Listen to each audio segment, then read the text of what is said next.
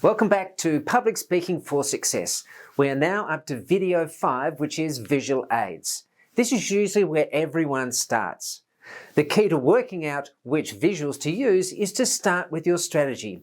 Go through your situation analysis, look at your objectives, think about your content and structure, then ask yourself which visuals will best help the audience understand what you're trying to communicate. You don't have a slide for everything you're going to say. The only exception to this rule is when your audience says they want it done a certain way, or you are a very, very nervous presenter and need them for support. So the rule is strategy first, visual second. The role of visual aids in a presentation will vary. In some major presentations, it's not about explaining all the intricate details because they're in your submission. It's about demonstrating professionalism and for the client to see the people perhaps for the first time. So it's here's our solution overview and here's how our team is going to work together to deliver it. For some highly technical and regulatory presentations, you may have a handout and the projected slide just acts as a prompt to highlight where the speaker is up to. Then there is every combination in between, all designed around the needs of the audience. You need to be clear on the purpose of your visual aids. So, what are the different types of visuals you can use? There's electronic, such as PowerPoint and Keynote, Google Slides, Prezi, or a video. Drawn, so a flip chart, a whiteboard, or a document camera. I remember working on a pitch for a superannuation fund and we used PowerPoint, but we also had a flip chart, partly pre-drawn, so we had the axes. When the team member went to present, they jumped up to the flip chart and started to sketch out the effects of taking or not taking a certain course of action. In order to ensure the lines were drawn correctly, we pre-drew some of the lines in very fine pencil, so only the presenter could see them. This worked really well and added another dimension to what was potentially a dry presentation. You can also have artifacts or props, such as a poster, product samples, whether they be engineering or pharmaceutical or food. It could be a report, for example. You hold up a thick document to demonstrate the amount of research that's actually gone into your recommendation. You could also do demonstrations, which can either be interactive or you could do them on your own, so they could be solo. Here you might show how a piece of software works, or as I'll show in the next video, a demonstration of how to use gestures in a presentation. Handouts. Designed in a way so you can still control the flow of the presentation. But the most important visual aid is you, and we're going to talk about you in the next section on delivery. Let's have a look at 3 different types of projected slides, as they're probably the most common ones we're going to use. Type 1 is a slide with a little text on a solid background. This typically has a place at either the beginning or the end of your presentation. If you use it at the beginning, you'll typically have your name, the topic, your logo, perhaps even the client logo if that's relevant. The safest background is a solid colour with a high contrast font, such as a white text on a black background. However, if you have a graphic design background, this can be extended to including an image or other colours. Use or have a look at Microsoft's templates for some ideas. The key here is to keep it simple and to not distract your audience. Think about the impression you want to create and where in the presentation you want to create it. Remember, visuals are there to support you and not dominate the presentation. Type 2 is the high-res graphic with few words. Here are a few rules for this type of image. If the image has a purpose, then it should take up as much of the slide as possible. If the image doesn't lend itself to a full slide, then use half a page. As we have mentioned, use a few words and high contrast colours, keeping in mind that some people are colourblind. If it includes a person, try and track their eye contact so they're looking at the words on the slide. Check out Gail Reynolds' website for more on this. Use the rule of thirds to locate the image on the slide.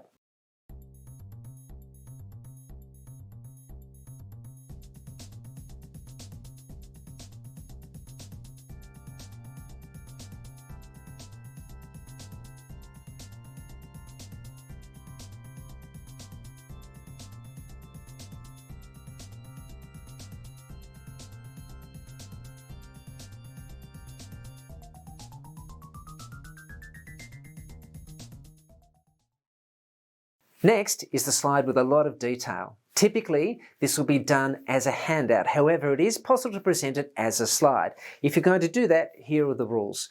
The font can't be so small that you can't read it. If it is, use call-out boxes to describe the content to the audience or tell the audience to ignore the words.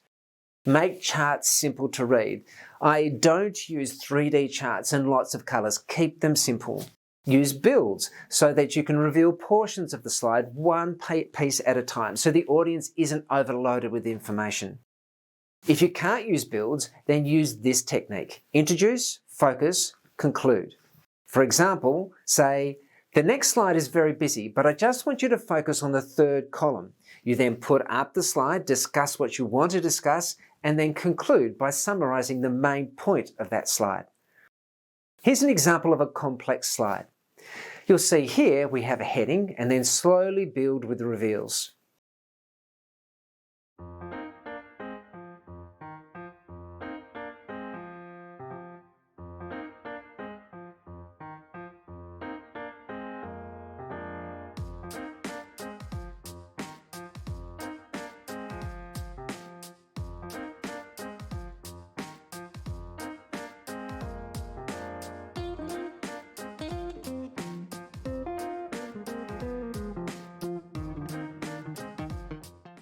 You can alternatively use software such as Prezi to dive down into the detail, which we've done previously very effectively.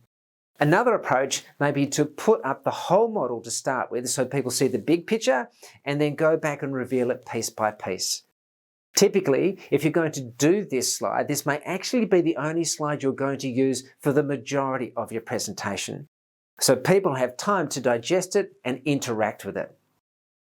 There are many ways to use visual aids, way beyond what we've discussed here, and I've put links to other resources at the end of the workbook.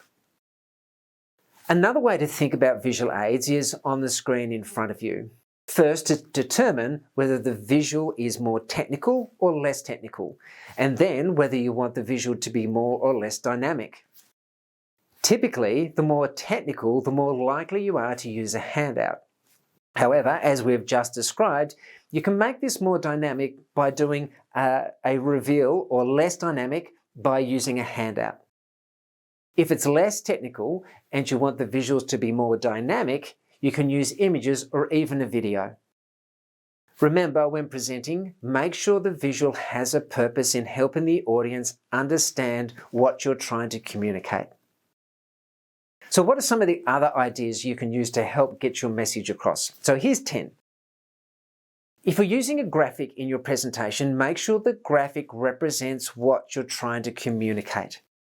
A list, a process, a cycle, hierarchy, or relationship. Now, these are all fairly self-evident in what they're trying to communicate.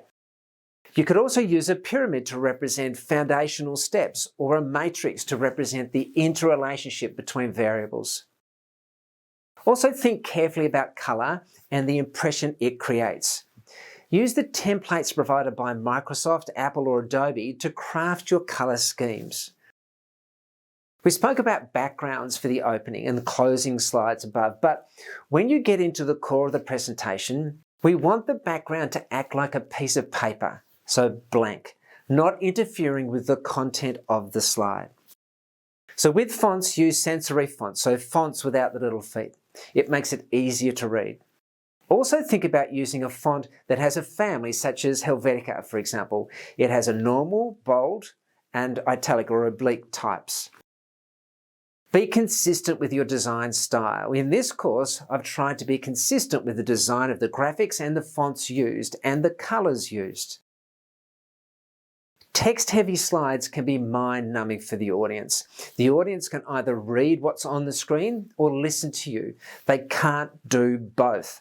So if you need to have a lot of text because you're giving a list of steps involved in a process, for example, use a build and use that technique sparingly.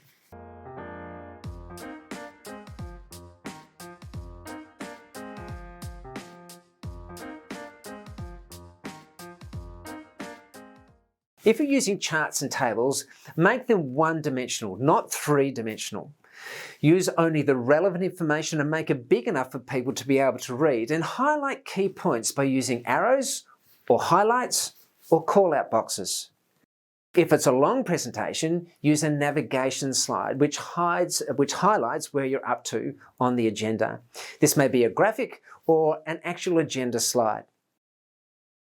Use original photos or drawings to highlight key points, such as a photo of your presentation team working on a project. Finally, use handouts to complement a slide so people can take notes. That's the end of video 5. 2 key points here: strategy first and visual second, and only use visuals to support your key message. On our next video, it's on to presentation delivery and review.